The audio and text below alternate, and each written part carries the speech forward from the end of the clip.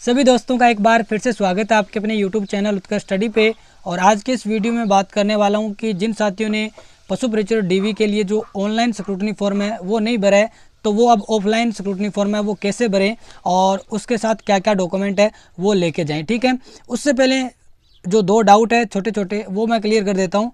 एक डाउट आ रहा है कि जो अटेस्टेशन फॉर्म है उसमें स्कूल एड्रेस वगैरह या कुछ चीज़ें हैं वो ऊपर नीचे दिखा रहा है या स्कूल एड्रेस है वो नहीं दिखा रहा है, तो वो देखिएगा सभी साथियों के साथ ऐसा हो रहा है। वो कोई पीछे सर्वर का टेक्निकल इश्यू है उसके कारण हो रहा है, तो उसकी आप दिक्कत या कोई टेंशन है वो मत लीजिएगा। ठीक है, इसमें आपको कोई भी प्रॉब्लम नहीं होने वाली है। इसके अलावा संतान वाला बार बार साथी पूछ रहे हैं कि इसमें क्या करना है, तो संतान वाले का मैंने बता दिया, चाहे वो विवाहित हो अविवाहित हो सभी को ये बना के ले जाना है। और इसमें जो अविवाहित है उनको संतान की संख्या 00 करना है और इसको देखिएगा एक गजेटेड अफसर यानी टीचर से साइन करवाना है। इसके अलावा आप इसको नोटरी वगैरह कुछ भी नहीं करवाना है और ये संतान वाला भी सामान्य कागज पर बनवाना है। ठीक है, और किसी ने ऑनलाइन स्क्रूटनी फॉर्म में ये संतान वाला अपलोड नहीं किया था तो अब आप ऑफलाइन डॉक्यूमेंट के समय साथ ले जाना। ठीक है, अब मैं बात करूँगा कि जो ऑफलाइन स्क्रूटनी फॉर्म भर रहे हैं साथी वो कैसे भरें। मेरे पास ऑफलाइन जो स्क्रूटनी फॉर्म है वो मेरे पास है और इसमें मैं आपको एक एक पॉइंट है वो बताऊंगा। आपको ज़्यादा चीज़ें इसमें नहीं दिखेगी लेकिन मैं बोलूँगा उस अनुसार आप भर लेना इसको, और एक एक पॉइंट है वो मैं आपको क्लियर करवाता जाऊँगा। तो इसमें देखिएगा सबसे पहले जो ऊपर आपको नज़र आ रहा है इसमें कार्यालय प्रविष्टि लिखी हुई है, तो इसमें ये कार्यालय के लिए जो आपकी है उसके लिए है, यानी वो अपने आप ही कर देंगे। अब इसमें देखिएगा यहाँ पे आवेदक का हस्ताक्षर युक्त नवीनतम फोटो, तो यहाँ पे आपको फ़ोटो लगाना है और उसके ऊपर साइन करनी है। ठीक है, इसके अलावा यहाँ पे साइड में आप देखेंगे आवेदन पत्र के साथ सचिव राजस्थान कर्मचारी चयन बोर्ड के नाम पर 100 रुपये का पोस्टल ऑर्डर है वो आपको साथ इसके लगाना है। तो इसमें क्या करना है, आपको पोस्टल ऑर्डर आपको अपने नज़दीकी पोस्ट ऑफिस जो भी आपका है वहाँ पे मिलेगा, वहाँ पे जाके आप उनको बोल देना कि हमें सचिव राजस्थान कर्मचारी चयन बोर्ड के नाम पर 100 रुपये का पोस्टल ऑर्डर है वो दे दीजिए, तो वो आपको दे देंगे। और साथ में पोस्टल ऑर्डर पे ही पोस्टल ऑर्डर नंबर होंगे, जो पोस्टल ऑर्डर नंबर है वहाँ पे आप इस ऑफलाइन वाले में यहाँ पे भर देना। ठीक है, ये पोस्टल ऑर्डर नंबर यहाँ पे है इसमें भर देना। अब देखिएगा नीचे रो नंबर है तो रो नंबर आप भर लोगे। इसके अलावा आवेदन पत्र क्रमांक है जो आपने एप्लीकेशन फॉर्म भरा था उस टाइम का वो भर देना। ठीक है, मेरिट क्रमांक है इसमें कुछ भी नहीं भरना है, कोई दिक्कत नहीं है। पोस्टल ऑर्डर नंबर आप भर लोगे। विज्ञापन संख्या है वो ऑनलाइन में तो ऑटोमेटिक ही फेच हो रही है, लेकिन यहाँ पे विज्ञापन संख्या आप वो विज्ञप्ति वाली लिख सकते हो 07/2023 वाली। ठीक है, पद कोड या क्रम संख्या वो आप मत लिखना। पद का नाम पशु परिचय लिख देना। विभाग का नाम देखिएगा यहाँ पे अब आपका जो ऑनलाइन है ना, जैसे मैंने ऑनलाइन भरा तो ये मेरे पास है, तो इसमें विभाग का नाम ऑटोमेटिक राजस्थान कर्मचारी चयन बोर्ड आया तो आप भी राजस्थान कर्मचारी चयन बोर्ड लिख देना। ठीक है, अब इसमें आता है आरक्षण वर्ग। आप जिस कैटेगरी में आते हैं SC ST अन्य पिछड़ा वर्ग अति पिछड़ा वर्ग जो भी आप कैटेगरी में आते हैं वो आप आराम से भर लेंगे। अब इसमें देखिएगा जो नीचे ऑप्शन है वो है मूल निवास एवं जन्म स्थान, तो इसमें आपको मूल निवास जन्म स्थान जैसे राज्य लिखना है तो आप सभी राजस्थान ही करेंगे। ठीक है, आपका जिला अपने अपने अनुसार जिला लिख देना, तहसील अपनी अपनी तहसील लिख देना। अन्य टिप्पणी में अगर आप कुछ लिखना चाहें तो अपने गांव का नाम लिख सकते हैं, नहीं तो आप इसको छोड़ देना। ठीक है, मैंने भी अन्य टिप्पणी में कुछ भी नहीं लिखा था, लेकिन आप लिखना चाहो तो गाँव का नाम है वो आप लिख सकते हो। ठीक है, इसके अलावा देखो जो अगला ऑप्शन है वो है अतिरिक्त विशेष श्रेणी, तो इसमें जो भी साथी हैं अगर उनकी कोई अतिरिक्त विशेष श्रेणी में वो आते हैं तो वो इसमें टिक कर देना, और कोई सेवारत कर्मचारी है तो वो भी इनको भर देंगे। ठीक है, और जो नॉर्मल है उनको आरक्षण वर्ग वाले में ही भरना है। इसके बाद में देखिएगा आवेदक का पूरा नाम हिंदी में तो आप हिंदी में लिख देना। फिर अंग्रेजी में आपको ब्लॉक लेटर्स में लिखना है, यानी सारे बड़े लेटर्स हैं उनमें लिखना है तो आप लिख देना। पिता का नाम आप लिख देना, हिंदी में लिख देना, कोई बात नहीं है। माता का नाम लिख देना। आवेदन की जन्मतिथि आप अपने अनुसार लिख दोगे। ठीक है, आपकी जन्मतिथि। इसके अलावा विज्ञप्ति में निर्धारित जो आयु है यानी 1/1/2025 तक कितनी हो रही है वो लिख देना।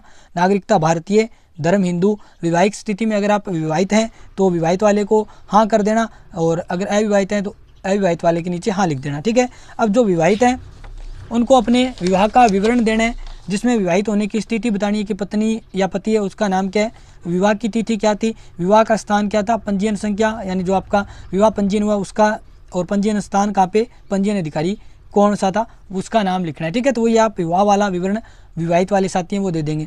इसके अलावा संतान वाला विवरण है वो विवाहित होने की स्थिति में आप दे देना। इसमें देख लेना कि जीवित पुत्रों के नाम आपको लिखने हैं, पुत्री है उनके नाम लिख देने हैं, उनका जन्म दिनांक लिख देना है, और 2002 से पूर्व यानी 1/6/2002 से पूर्व कितनी संतान थी और 1/6/2002 के पश्चात कितनी है, ये भी आप लिख देना, ठीक है।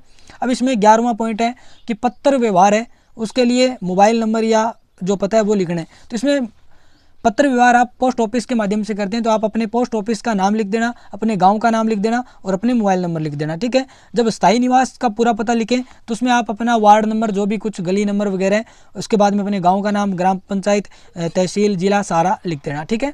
समझ में आ गया। अब इसमें देखिएगा शैक्षणिक योग्यता, तो ये 13 वाला है। इसमें आपको सारी चीज़ें आपकी लिखनी है। जैसे पहले मैट्रिक यानी 10वीं की परीक्षा जो उत्तीर्ण की है उसका नाम, यानी 10वीं पास है तो वो 10वीं लिख देना, ठीक है। अब कुल प्राप्तांक उसमें आपके मार्कशीट में ये दिया होगा, प्राप्तांकों का प्रतिशत यानी आपके कितने % बन रहे हैं वो लिख देना। अब श्रेणी ग्रेड ये आपको क्योंकि प्रतिशत लिख दिया तो इसमें श्रेणी ग्रेड वगैरह लगाने की कोई ज़रूरत नहीं है। वर्ष यानी किस वर्ष में आपने पास की वो लिख देना। 10वीं में ऐच्छिक विषय वो होते नहीं तो आपको कुछ नहीं लिखने हैं। कोर्स की अवधि आपको महीने में लिखनी है, ठीक है, ये याद रखना। और आपने 10वीं पास की तो 1 साल लगता है यानी 12 महीने लिखने हैं, ठीक है। फिर उसके बाद में 12वीं में भी आपने 1 साल तो 12 महीने ही यहाँ पे लिखने हैं, महीने में लिखनी है, ठीक है। रोल नंबर आप लिख देना, आपका जो विद्यालय है उसका नाम लिख देना। जब आप BSc की लगाओ तो आपके कॉलेज का नाम लिख देना। और रोल नंबर क्रमांक यहाँ पे 2 बार आ चुका है तो रोल नंबर लिख देना। और रोल नंबर क्रमांक है वो भी अगर मार्कशीट में कहीं पे आपको देखने को मिले या वो आपका मार्कशीट का क्रमांक है ना ऊपर, वो इसमें लिख देना, ठीक है, 10 वाले नंबर में। उसके बाद में आपकी सारी ऐसे ही लगानी है। आपकी 12वीं की लगा देना, BSc अगर आपने BCom कर रखी है वो लगा देना, ठीक है। अब इसके बाद में देखो इंटर्नशिप यदि लागू है तो ये इंटर्नशिप वगैरह आपने नहीं की होगी किसी ने तो लागू नहीं है, इसमें कुछ भी नहीं लिखना है। रजिस्ट्री विवरण ये भी आपको छोड़ देना है, कुछ भी नहीं करना है। इसके बाद में पद हेतु आवश्यक अनुभव प्रमाण पत्र, अगर आपके पास कोई अनुभव है तो बहुत सारे साथियों के पास यानी लगभग साथियों के पास कुछ भी अनुभव नहीं है तो वो इसमें भी कुछ नहीं करना है। 16 अतिरिक्त विस्तृत सूचना, यदि आपने पूर्व की सूचना से भिन्न कार्य किया है या कार्यरत, इसमें भी कुछ नहीं करना है। इसके बाद में ये देखो यदि विज्ञापन के अनुसार अधिकतम सीमा आयु सीमा में छूट चाहते हैं तो आप छूट चाहते हैं, तो अगर बहुत सारे साथी है वो छूट नहीं चाहेंगे तो इसमें भी कुछ नहीं करना है। इसमें आपको अगर कोई विशेष पुरस्कार पदक विजेता है तो उसका अगर आप विवरण देना चाहो तो दे सकते हो, इसमें भी कुछ नहीं करना है। और आप कोई पुस्तक या शोध प्रकाशित कर रहे हैं, शोध पत्र, इसमें भी आपको कुछ नहीं करना है। और 5वां देखो यदि आपको कभी आयोग या बोर्ड द्वारा ब्लैक लिस्ट किया गया किसी भी परीक्षा में तो आपको किसी भी परीक्षा में नहीं किया गया तो आपको इसमें कुछ भी नहीं करना है, ठीक है। इसके बाद में आता है आवेदक द्वारा शब्दयुक्त घोषणा पत्र, तो इसमें देखिएगा लिखा हुआ है कि मैं एतद द्वारा शब्दपूर्वक घोषणा करता हूं या करती हूं कि इस आवेदन पत्र की सभी प्रविष्टियां संलग्न मेरी व्यक्तिगत जानकारी विश्वास के अनुसार सत्य व संपूर्ण है, ठीक है। इसमें कोई भी तथ्य छिपाया नहीं गया। तो इसमें आपके यहाँ पे साइन होंगे, यहाँ पे आप स्थान लिखेंगे ना तो मेरा ऑनलाइन वाला स्क्रूटनी फॉर्म है, इसमें स्थान ऑटोमेटिकली जिले का नाम आया, जैसे मेरा जिला हनुमानगढ़ है तो इसमें हनुमानगढ़ का नाम आया तो आप हनुमानगढ़ या अपना जो भी जिला है वो कर देना। और दिनांक जो भी आप स्क्रूटनी फॉर्म ऑफलाइन भर रहे हैं वो दिनांक लिख देना, ठीक है। इसके बाद में देखिएगा अगला जो पेज है इसमें आपकी संलग्न सूची है, इसको ध्यान से देख लेना। और वैसे इसमें जितने भी ऑप्शन दिए गए वो आप भर देना। और अन्य जो भी डॉक्यूमेंट लगाओ जैसे अंक पत्र, उपाधि। अब देखिएगा जो पहले की मार्कशीट है 2009-10 से पहले की, उनमें अंक पत्र और उपाधि है वो अलग से दिया करते थे, लेकिन इसमें अभी आप जो है उसमें आप देखेंगे तो आपकी 10वीं की मार्कशीट है उसी के अंतर्गत आपका जो प्रमाण पत्र है वो आ जाता है। तो आप इसमें 10वीं की जो मार्कशीट है उसका जारी दिनांक और जारी क्रमांक लगा देना, ठीक है। और संलग्न संख्या यहाँ पे लगा लेना। इसी प्रकार 12वीं, इसी प्रकार BA, ठीक है, इसमें लगा देना जारी क्रमांक क्या है वो आपका मार्कशीट पे दिया होगा और जारी दिनांक है वो भी दी होगी, ठीक है। और वैसे इसमें ऑफलाइन में थोड़ी छोटी जगह है तो आप छोटे छोटे मतलब लिख लेना यहाँ पे, ठीक है। इसके अलावा इसमें आप देखेंगे ज़्यादा यानी 10वीं की, 12वीं की, BA की वो दे रखी है। अनुभव प्रमाण पत्र में कुछ अगर आपका डिप्लोमा है, आप RCIT वगैरह के कुछ देना चाहें तो वो दे सकते हैं। और मूल निवास, जाति ये दोनों लगाने हैं। अन्य प्रमाण पत्र हैं वो आप ऑफलाइन ही संलग्न करेंगे, क्योंकि अन्य में आप चरित्र भी लगाएंगे, वो सारे आप ऑफलाइन उसी चेकलिस्ट के अनुसार संलग्न कर लेना, ठीक है। अन्य में आप अगर यहाँ पे 15-16 नंबर पे कुछ देना चाहो, जैसे चरित्र प्रमाण पत्र की जानकारी दे दी कि यहाँ पे, या फिर अन्य कोई जैसे स्टाम्प वगैरह जारी होने की तिथि है वो लिख देना। लेकिन उसमें कोई ज़रूरी नहीं है, ठीक है। आप इतना भी इसमें अन्य प्रमाण पत्र में जो भी आपकी मर्जी है, चरित्र देना चाहो या स्टाम्प वगैरह की जो भी जानकारी देना चाहो वो यहाँ पे जारी क्रमांक और दिनांक लिख देना, ठीक है। अब देखिएगा यहाँ पे कार्यालय टिप्पणी है, इसमें कुछ नहीं करना है। एक ये शिक्षा संबंधी प्रमाण पत्र है प्रपत्र 3 पे, तो इसमें देखिएगा आवेदक यदि शैक्षणिक अर्हता उत्तीर्ण नहीं है किंतु आवेदन की अंतिम तिथि तक उसकी परीक्षा में सम्मिलित हुए, यानी ये अपीयरिंग वाला है, तो इसमें आपको कुछ भी नहीं करना है, ठीक है। अंतिम वर्ष के पाठ्यक्रम में सम्मिलित हुआ है यानी अपीयरिंग है, तो वो इसमें आपको कुछ भी नहीं करना है, ठीक है। अब देखिएगा अगला इसमें जो आपकी चेकलिस्ट है वो देख लीजिएगा। चेकलिस्ट में आपको देखिएगा इसमें पहले वाले में सर्वथा अनुरूप, यानी ये वाला जो साइड में दिख रहा है ना, ये ऑप्शन वाला सर्वथा अनुरूप, ये वाला, इसमें आपको टिक करना है, ठीक है। पहले में आपको सर्वथा अनुरूप है, इस पर सही का यानी गुड निशान करना है। उसके बाद में अभ्यर्थी आवेदन की अंतिम तिथि तक अनिवार्य शैक्षणिक योग्यता प्राप्त कर चुका था, इसमें भी सही टिक करना है, ठीक है। पहले में भी टिक करना है, दूसरे में भी टिक करना है, तीसरे में आपको दोनों में कुछ ही नहीं करना है, चौथे में टिक करना है, ठीक है। और पांचवें में भी कुछ ही नहीं करना है, दोनों में न तो टिक करना है, ठीक है। इन दोनों को खाली यानी तीसरे और पांचवें को खाली छोड़ना है।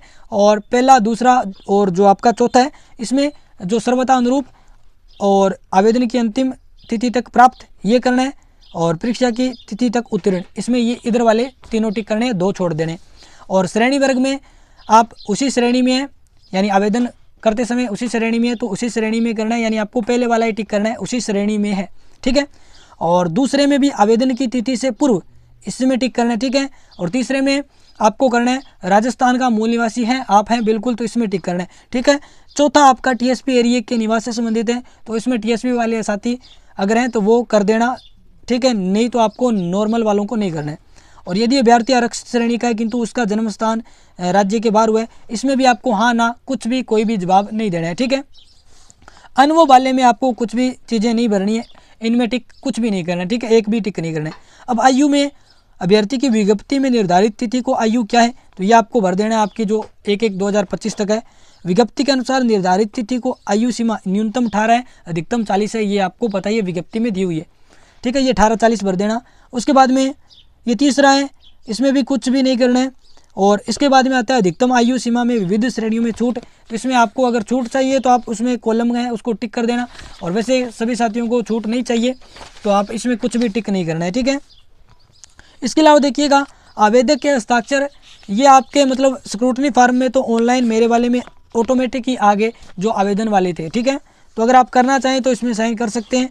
उसके बाद में देखिएगा चौथा है, इसमें ये आपकी परिनिरीक्षा टिप्पणी है, तो इसमें आपको कुछ भी नहीं करना है, ये सारी कार्यालय उपयोग हेतु है, ठीक है। तो ये आपका ऑफलाइन स्क्रूटनी फॉर्म है, आपको एक एक चीज़ें हैं वो मैंने बता दी है किस प्रकार भरनी है, आप भर लेना। और इसके साथ जो डॉक्यूमेंट लगाने हैं उसके लिए मैंने वीडियो पहले बना दिए, जो चेकलिस्ट है आपकी, जो चेकलिस्ट अगर इसमें है तो मैं आपको बता दूंगा, तो वैसे वो वीडियो आप देख लेना जो चेकलिस्ट वाला है, ठीक है। चेकलिस्ट वाला वीडियो वो पहला जो मैंने अपलोड किया है पहले, वो आप देख लेना आराम से, ठीक है। उसमें मैंने सारी बातें बताई कि कौन कौन से डॉक्यूमेंट लगाने हैं। अब देखिएगा एक बात आती है कि हम ऑफलाइन स्क्रूटनी फॉर्म भर रहे हैं तो अटेस्टेशन फॉर्म कौन सा लगाएं, तो आपको जो हाथ से भरा हुआ ऑफलाइन है वही लगाना है, क्योंकि ऑनलाइन भरते तो आपको ऑनलाइन एक प्रिंट निकल के आता वो भरना होता, लेकिन अब आप ऑफलाइन जा रहे हैं तो आपको जो अटेस्टेशन फॉर्म है वो ऑफलाइन ही भरना पड़ेगा हाथ से, ठीक है। तो ये सारी जानकारी थी ऑफलाइन जो स्क्रूटनी फॉर्म कैसे भरना है, एक एक पॉइंट है वो मैंने आपको क्लियर करवाया है।